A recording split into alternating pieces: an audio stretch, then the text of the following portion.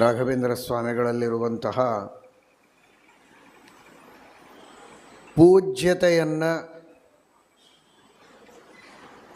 ಪೂಜ್ಯ ಸ್ಥಾನದಲ್ಲಿಟ್ಟು ಅಪ್ಪಣಾಚಾರ್ಯರು ಮೊಟ್ಟ ಮೊದಲು ಆ ವಿಶೇಷಣದಿಂದ ಅವರನ್ನು ಕೊಂಡಾಡುತ್ತಾ ಇದ್ದಾರೆ. ಪೂಜ್ಯಾಯ. ಅವರು ಸತ್ಯಧರ್ಮರತರಾಗಿದ್ದಾರೆ,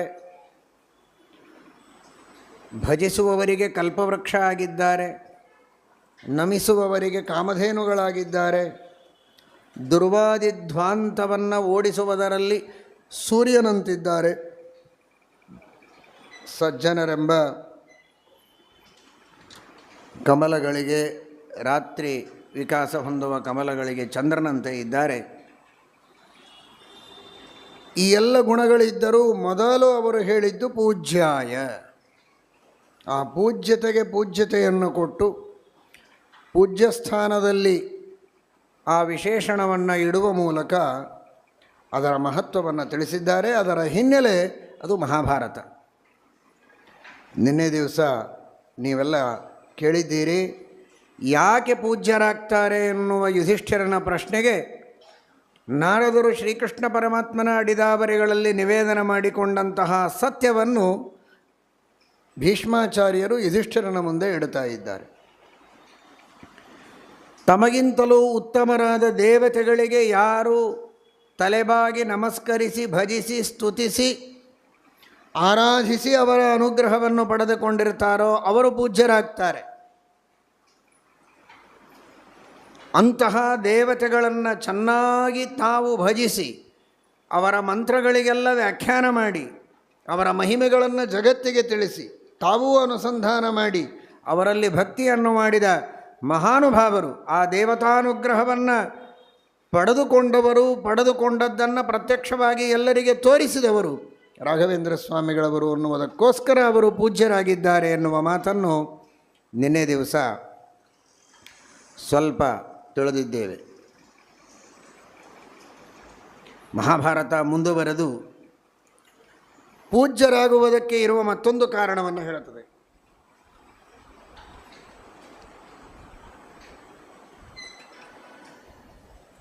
ಮಧ್ಯ ಮಧ್ಯದಲ್ಲಿ ಯಾಕೆ ಹೀಗೆ ಒರೆಸಿಕೊಳ್ಳುತ್ತೇವೆ ಎನ್ನುವುದಕ್ಕೆ ಕಾರಣ ತಿಳ್ಕೋಬೇಕು. ಕಾರಣ ತಿಳಿದುಕೊಳ್ಳದೇ ಇರಬಾರ್ದು ಯಾವುದಕ್ಕೂ ಕೂಡ. ಇಷ್ಟೆಲ್ಲ ಫ್ಯಾನುಗಳು, ಇಷ್ಟು ದೊಡ್ಡ ದೊಡ್ಡ ಕಿಟಕಿಗಳು, ಇಷ್ಟೆಲ್ಲ ಅನುಕೂಲತೆಗಳಿದ್ದರೂ ಕೂಡ ಈ ಪರಿಸ್ಥಿತಿ ಇದೆ. ಒಂದೆರಡು ಶ್ಲೋಕ ಪ್ರವಚನ ಮಾಡಬೇಕಾದ್ರೆ ಆಗಿನ ಕಾಲಕ್ಕೆ ಎಲ್ಲಿತ್ತು ಫ್ಯಾನ್ ಇತ್ತು, ಏರ್ ಕಂಡೀಷನ್ ಎಲ್ಲಿತ್ತು, ಏನೇನೇನೇನೂ ಇರಲಿಲ್ಲ. ಅಂಥ ಸಂದರ್ಭದಲ್ಲಿ ಪರಿಮಳ, ಪ್ರಕಾಶ, ಭಾವದೀಪ, ನ್ಯಾಯದೀಪ ಇವುಗಳನ್ನು ಬರೆಯಬೇಕಾಗಿದ್ದರೆ ಏನು ಅದ್ಭುತವಾದಂತಹ ತಪಸ್ಸವರು. ದೊಡ್ಡವರ ಗುಣಗಳನ್ನು ತಿಳಿದುಕೊಳ್ಳುವುದರ ಜೊತೆಗೆ ನಮ್ಮ ದೋಷಗಳನ್ನು ತಿಳ್ಕೋಬೇಕು ಅಂತ ಮಧ್ಯ ಮಧ್ಯದಲ್ಲಿ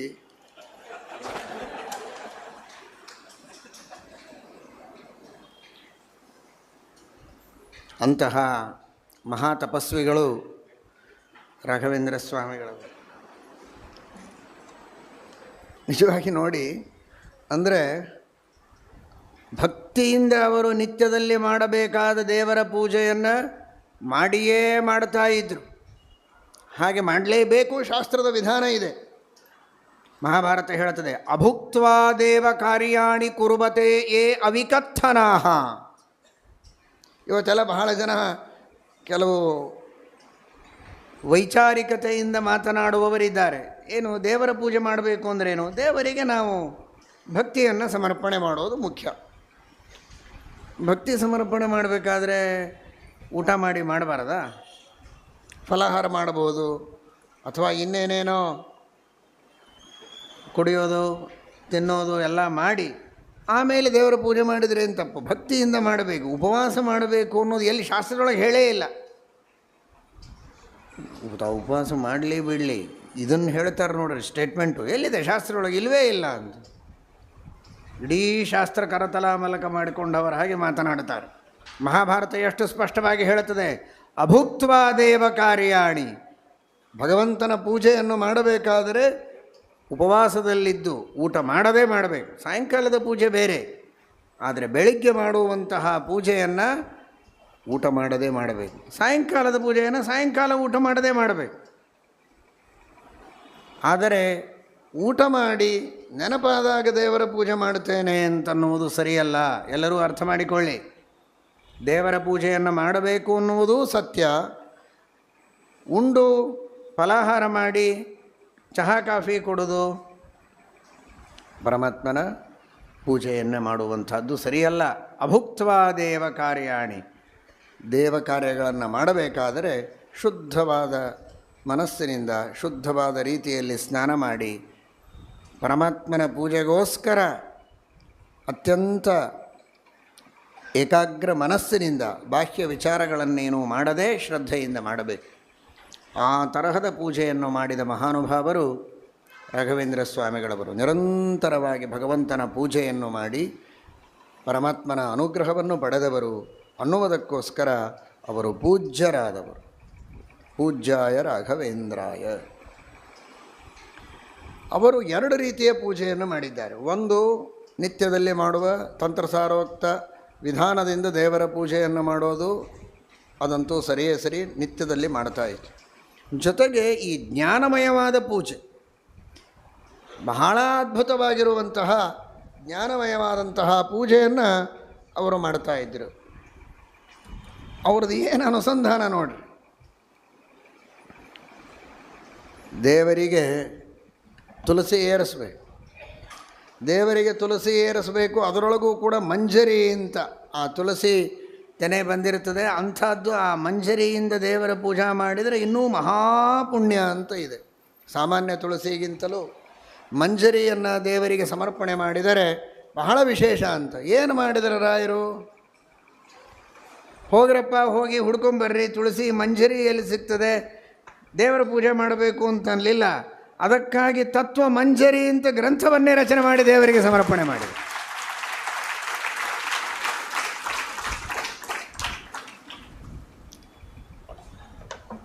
ಇದನ್ನೆಲ್ಲ ಇಟ್ಟರೆ ರಾಯರು ಏನಂತಾರಪ್ಪ, ಮಂಜರಿಯನ್ನೇ ಸಮರ್ಪಣೆ ಮಾಡಿದ್ದಾರೆ ಭಗವಂತನಿಗೆ. ಪರಮಾತ್ಮನ ಎಡಬಲಗಳಲ್ಲಿ ದೀಪವನ್ನು ಸಮರ್ಪಣೆ ಮಾಡಬೇಕು. ವಿಶೇಷವಾಗಿ ನೈವೇದ್ಯ ಕಾಲದಲ್ಲಿ ಪರಮಾತ್ಮನಿಗೆ ದೀಪವನ್ನು ಸಮರ್ಪಣೆ ಮಾಡಬೇಕು ಅಂತದೆ. ಮನೆಯಲ್ಲೆಲ್ಲ ದೇವರ ಪೂಜೆಯನ್ನು ಮಾಡುವಾಗ ದೀಪವನ್ನು ಸಮರ್ಪಣೆ ಮಾಡ್ತೀರೋ ಇಲ್ವೋ? ನೈವೇದ್ಯ ಸಮರ್ಪಣೆ ಮಾಡುವಾಗ ಬಂಗಾರದ 2 ಸ್ತಂಭಗಳ ಮೇಲೆ ಇಟ್ಟು ಮಾಡಬೇಕು ಅಂತದೆ. ಇಲ್ಲ, ಬೆಳ್ಳಿ, ಅದು ಎಲ್ಲ ಹಿತ್ತಾಳಿ. ಆದರೆ ಭಕ್ತಿಯಿಂದ ಪರಮಾತ್ಮನಿಗೆ ದೀಪವನ್ನು ಸಮರ್ಪಣೆ ಮಾಡಬೇಕು. ರಾಘವೇಂದ್ರ ಸ್ವಾಮಿಗಳವರು ದೇವರಿಗೆ ತುಳಸಿ ಏರಿಸಿದರು. ಈ ಕಡೆಗೆ ಭಾವದೀಪ, ಈ ಕಡೆಗೆ ನ್ಯಾಯದೀಪ ಅಂತ 2 ಗ್ರಂಥಗಳನ್ನು ಇಟ್ಟು ದೀಪವನ್ನು ಸಮರ್ಪಣೆ ಮಾಡಿ ಪರಮಾತ್ಮನಿಗೆ ಪೂಜೆಯನ್ನು ಮಾಡಿದ್ದಾರೆ. ರಾಯರ ಅನುಸಂಧಾನ ಇಲ್ಲಿಗೆ ಮುಗಿಯಲಿಲ್ಲ.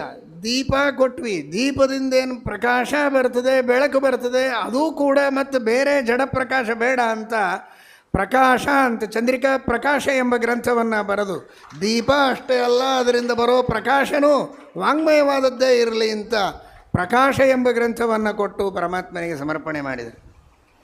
ಏನಪ್ಪ, ತುಳಸಿ ಮೇಲೆ ಪೂಜಾ ಮುಗಿಸ್ತೇನಪ್ಪ, ಒಳ್ಳೆ ಸಂಪಿಗೆ ಹೂವು, ಉತ್ತಮವಾಗಿರುವಂತಹ ಚಂದನ, ಅವುಗಳ ಶ್ರೇಷ್ಠವಾದ ಪರಿಮಳವನ್ನು ಅಂತ ದೇವರ ಅನ್ನೋದರೊಳಗೆ ಪರಿಮಳ ಎಂಬ ಗ್ರಂಥವನ್ನು ಸಮರ್ಪಣೆ ಮಾಡಿ ಉತ್ತಮವಾದ ಪುಷ್ಪ, ಉತ್ತಮವಾದ ಗಂಧ, ಅದರ ಪರಿಮಳ, ಅದನ್ನೂ ವಾಂಗ್ಮಯವಾದದ್ದನ್ನೇ ಪರಮಾತ್ಮನಿಗೆ ಸಮರ್ಪಣೆ ಮಾಡಿದರು. ಇಂತಹ ಅದ್ಭುತವಾದ ರೀತಿಯಲ್ಲಿ ಆ ದೇವರ ಪೂಜೆಯನ್ನು ಮಾಡಿದಂತಹ ಮಹಾನುಭಾವರು. ಇಷ್ಟು ಜನ ಶಿಷ್ಯರಿದ್ದಾರಲ್ಲಪ್ಪ, ಊರೂರಿಗೆ ಹೋದಲ್ಲೆಲ್ಲ ನಿಮ್ಮ ಪವಾಡಗಳನ್ನು ತೋರಿಸ್ತೀರಿ. ಆ ತಂಜಾವೂರು ಮಹಾರಾಜ ಮುತ್ತಿನ ಹಾರ ಕೊಡ್ತೀನಿ ಅಂದರೆ ಕೈಯಾಗಿ ಕೊಟ್ಟದ್ದನ್ನು ತೊಗೊಂಡು ನನ್ನ ಕೊರಳಾಗಿ ಹಾಕೋದು ಬಿಟ್ಟು ಬೆಂಕಿ ಒಳಗೆ ಹಾಕಿದೆಲ್ಲೋ ಮಹಾರಾಯ ಅಂತ ದೇವರಂದರು ರಾಯರಿಗೆ. ಮುತ್ತಿನ ಹಾರ ನಿಮ್ಮ ಸಲುವಾಗಿ ಕೊಟ್ಟಿದ್ರಾ? ಅಲ್ಲ, ದೇವರ ಪೂಜೆಗೆ ಅಂತ ಕೊಟ್ಟಿದ್ದರು. ನನಗರ ಬಂದು ಹಾಕಬೇಕೋ ಬೇಡ, ಅದನ್ನು ಒಯ್ದು ಅಗ್ನಿ ಒಳಗೆ ಯಾಕೆ ಹಾಕಿದೆ ಸ್ವಾಮಿ, ಆ ಮುತ್ತಿನ ಹಾರ ನಿನಗೆ ಯಾಕೆ ಅಂತ ನ್ಯಾಯಮುಕ್ತಾವಲಿ ಎಂಬ ಗ್ರಂಥವನ್ನು ಬರೆದು ಆ ಮುತ್ತಿನ ಸರವನ್ನು ಪರಮಾತ್ಮನಿಗೆ ಸಮರ್ಪಣೆ ಮಾಡಿದರು ರಾಘವೇಂದ್ರ ಸ್ವಾಮಿಗಳು. ಎಡಕ್ಕೆ ಬಲಕ್ಕೆ ದೀಪ ಇಟ್ಯಪ್ಪ, ಮಂಗಳಾರತಿ ಮಾಡಬೇಕಲ್ಲ ಅಂತ ಪ್ರಶ್ನೆ. ಅದಕ್ಕೆ ತಂತ್ರದೀಪಿಕಾ ಅನ್ನುವ ಗ್ರಂಥವನ್ನು ಬರೆದು ಮಂಗಳಾರತಿಯನ್ನು ಮಾಡಿದ್ದಾರೆ ರಾಘವೇಂದ್ರ ಸ್ವಾಮಿಗಳು. ಒಂದೇ ಎರಡೇ ಈ ರೀತಿ ನಾನಾ ವಿಧವಾದಂತಹ ಗ್ರಂಥಗಳನ್ನು ಬರೆದು ಆ ವಾಂಗ್ಮಯವಾದ ಪೂಜೆಯನ್ನು ಪರಮಾತ್ಮನಿಗೆ ಮಾಡಿದಂತಹ ಮಹಾನುಭಾವರು ರಾಘವೇಂದ್ರ ಸ್ವಾಮಿಗಳು. ಇಂತಹ ಅದ್ಭುತವಾದ ದೇವ ಕಾರ್ಯಗಳನ್ನು ಪ್ರತ್ಯಕ್ಷವಾಗಿ ತಂತ್ರಸಾರೋಕ್ತವಾದ ರೀತಿಯಲ್ಲಿ ಷೋಡಶೋಪಚಾರ ಪೂಜೆ ಎನ್ನುವುದು ಒಂದಾದರೆ, ವಾಂಗ್ಮಯವಾದ ದೇವರ ಪೂಜೆಯನ್ನು ಅದೇ ದೊಡ್ಡದು. ಅಂತಹ ಉಭಯ ವಿಧ ಪೂಜೆಯನ್ನು ಮಾಡಿ ಪರಮಾತ್ಮನನ್ನು ಒಲಿಸಿಕೊಂಡದ್ದರಿಂದ ಮಹಾಭಾರತ ಹೇಳುವಂತೆ ದೇವಕಾರ್ಯಾಣಿ ಕುರುವತೆ, ಯಾರು ದೇವಕಾರ್ಯಗಳನ್ನು ಮಾಡುತ್ತಾರೋ ಅಂಥವರು ಪೂಜ್ಯರಾಗ್ತಾರೆ ಅಂದರೆ ಅದಕ್ಕೋಸ್ಕರ ರಾಘವೇಂದ್ರ ಸ್ವಾಮಿಗಳು ಪರಮ ಪೂಜ್ಯರಾಗಿದ್ದಾರೆ ಅಂತ ನಾವಿಲ್ಲಿ ಅರ್ಥ ಮಾಡಿಕೊಳ್ಳಬಹುದು.